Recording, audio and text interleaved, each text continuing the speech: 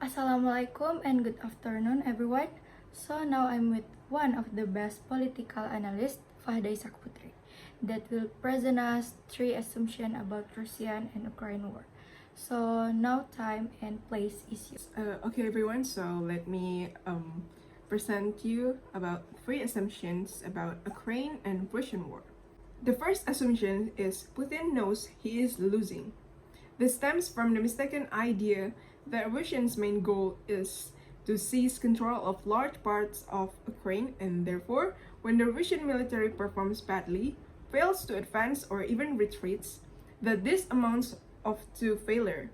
However, Putin's main goal in this war have never been to acquire pieces of territory. Rather, he wants to destroy Ukraine in what he calls an anti-Russia project and stop the West from using Ukraine territory as a bridgehead for anti-Russian geopolitical activities. As a result, Russia doesn't see itself failing.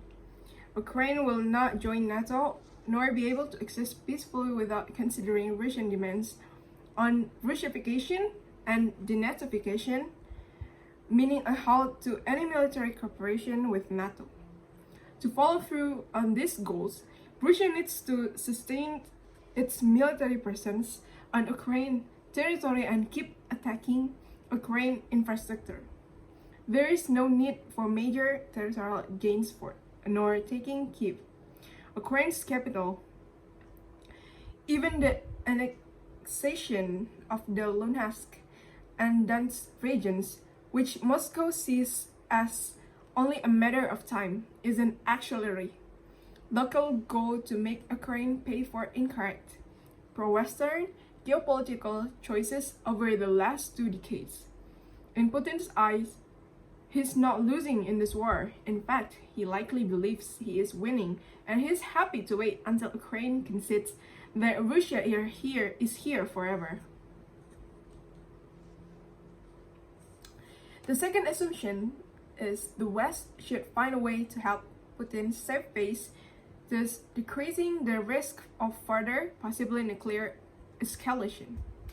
Imagine a situation where Ukraine accepts most of Russia's demands. It recognizes Crimea as Russian and the Donbass as independent, commits to a slimmed-down army, and promises to never join NATO.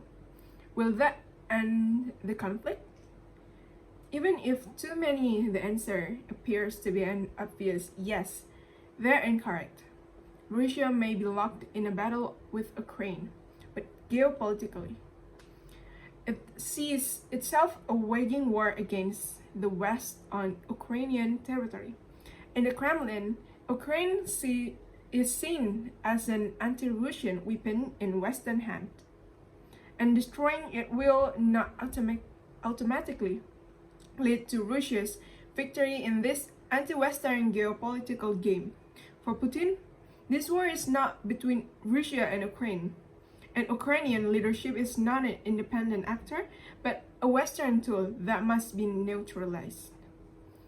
So whatever concerns Ukraine could make, Putin will continue escalating the war until the West changes its approach to the so-called Russian problem and admits that, as Putin sees it, the roots of Russian aggression are the result of Washington ignoring Russian geopolitical concern for 30 years. This has been Putin's real objective for a long time, and it remains unchanged. Unrealistic Russia demands rejected by Kyiv are even a way for the Kremlin to increase the stakes in a Russia-West confrontation, testing the West's ability to stay united and consistent. The West today is looking at the problem in the wrong light, in seeking to stop Russia's war, and focuses on Moscow artificial practice for its invasion of Ukraine and overlook Putin's obsession with the so-called Western threats, as well as his readiness to use escalation to curse the West into the dialogue on Russian terms. Ukraine is only a hostage. The third assumption is Putin is not only losing military but also domestically, and the political situation in Russia is such that Putin could soon face a coup. The opposite in this case, at least for a moment, the Russian elite have become so worried about how to guarantee political stability and avoid protest that they have consolidated around Putin as the only leader able to firm up the political system and prevent disorder. The elite are politically impotent, scared, and vulnerable, including those portrayed in Western media as warmongers and hawks. To make a move against Putin today is tantamount to suicide unless Putin starts to lose his ability to rule physically or mentally. Despite new splits and cracks within the ranks and unhappiness with Putin's policies, the regime stands firm. The main threat to Putin is Putin himself.